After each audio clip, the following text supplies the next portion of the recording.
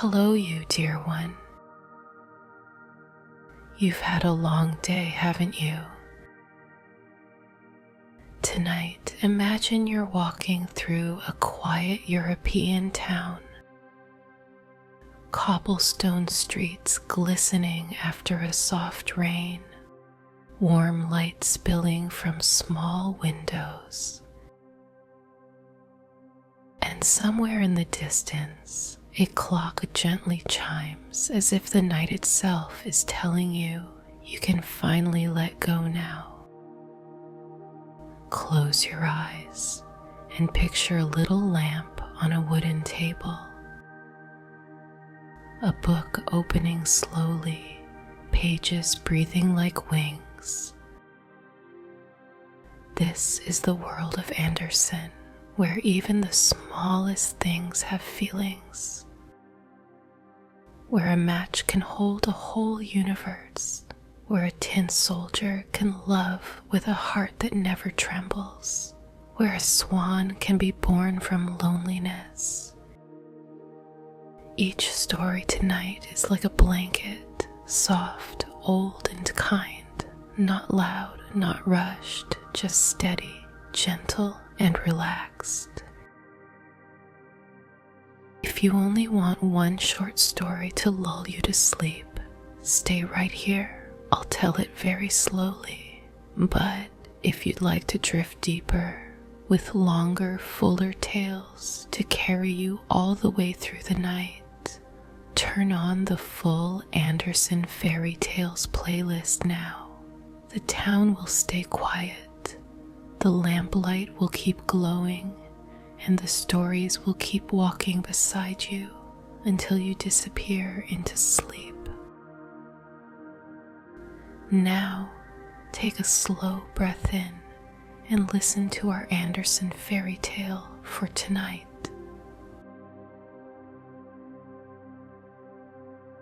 The Wicked Prince.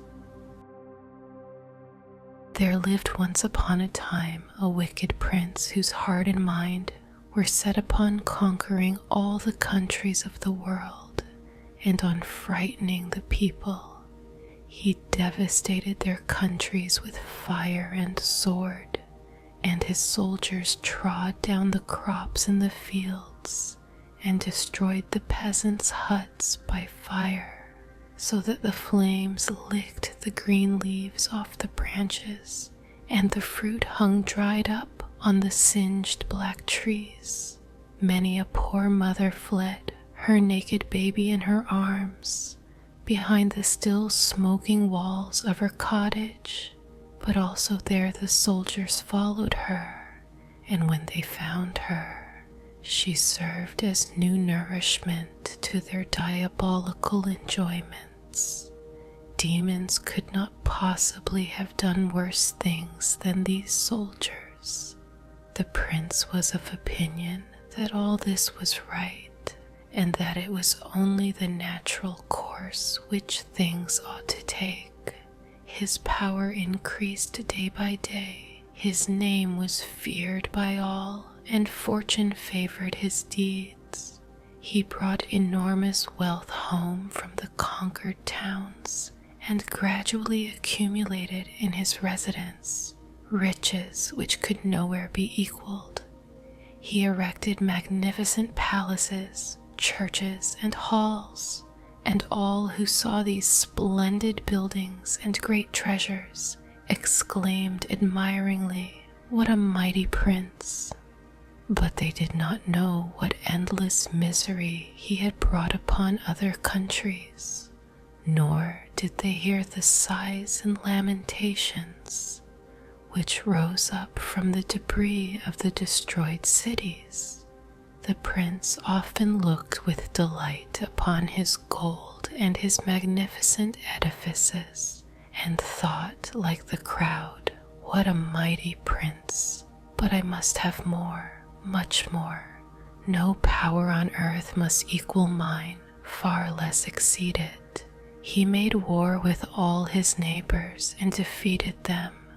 The conquered kings were chained up with golden fetters to his chariot, When he drove through the streets of his city, these kings had to kneel at his and his courtiers' feet when they sat at table and live on the morsels which they left.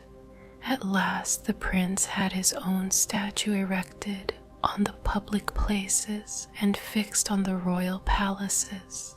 Nay, he even wished it to be placed in the churches, on the altars. But in this the priests opposed him, saying, "Prince, you are mighty indeed, but God's power is much greater than yours. We dare not obey your orders." "Well," said the prince, "then I will conquer God too."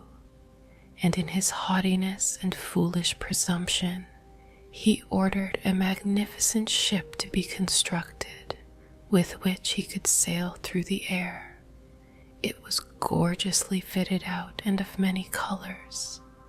Like the tail of a peacock, it was covered with thousands of eyes, but each eye was the barrel of a gun.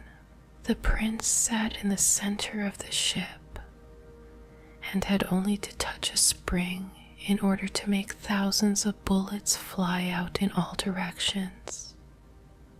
While the guns were at once loaded again, hundreds of eagles were attached to the ship, and it rose with the swiftness of an arrow up towards the sun. The earth was soon left far below and looked with its mountains and woods like a cornfield where the plow had made furrows which separated green meadows. Soon it looked only like a map with indistinct lines upon it, and at last it entirely disappeared in mist and clouds. Higher and higher rose the eagles up into the air. Then God sent one of his numberless angels against the ship. The wicked prince showered thousands of bullets upon him, but they rebounded from his shining wings and fell down like ordinary hailstones. One drop of blood, one single drop, came out of the white feathers of the angel's wings and fell upon the ship in which the prince sat, burned into it, and weighed upon it like thousands of hundredweights, dragging it rapidly down to the earth again. The strong wings of the eagles gave way, the wind roared round the prince's head, and the clouds around, were they formed by the smoke rising up from the burnt cities, took strange shapes like crabs many, many miles long, which stretched their claws out after him and rose up like enormous rocks, from which rolling masses dashed down and became fire-spitting dragons. The prince was lying half dead in his ship when it sank at last with a terrible shock into the branches of a large tree in the wood. "I will conquer God," said the prince. "I have sworn it. My will must be done." And he spent 7 years in the construction of wonderful ships to sail through the air, and had darts cast from the hardest steel to break the walls of heaven with. He gathered warriors from all countries, so many that when they were placed side by side, they covered the space of several miles. They entered the ships, and the prince was approaching his own, when God sent a swarm of gnats, one swarm of little gnats. They buzzed round the prince and stung his face and hands. Angrily he drew his sword and brandished it, but he only touched the air and did not hit the gnats. Then he ordered his servants to bring costly coverings and wrap him in them, that the gnats might no longer be able to reach him. The servants carried out his orders, but one single gnat had placed itself inside one of the coverings, crept into the prince's ear and stung him. The place burnt like fire, and the poison entered into his blood, Mad with pain, he tore off the coverings and his clothes too, flinging them far away, and danced about before the eyes of his ferocious soldiers, who now mocked at him.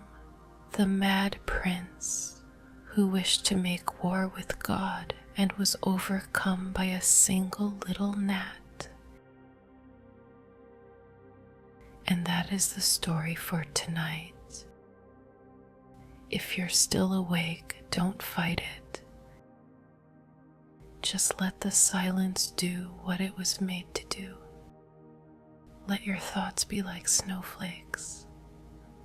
They can fall and melt without you needing to catch a single one.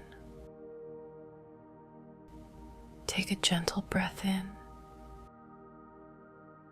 and breathe out as if you're closing a book, softly, carefully, knowing it will still be there tomorrow.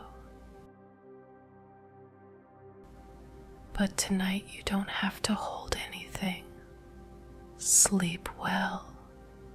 Tonight you are safe in the quiet, and little by little you can soften until you're gone into sleep.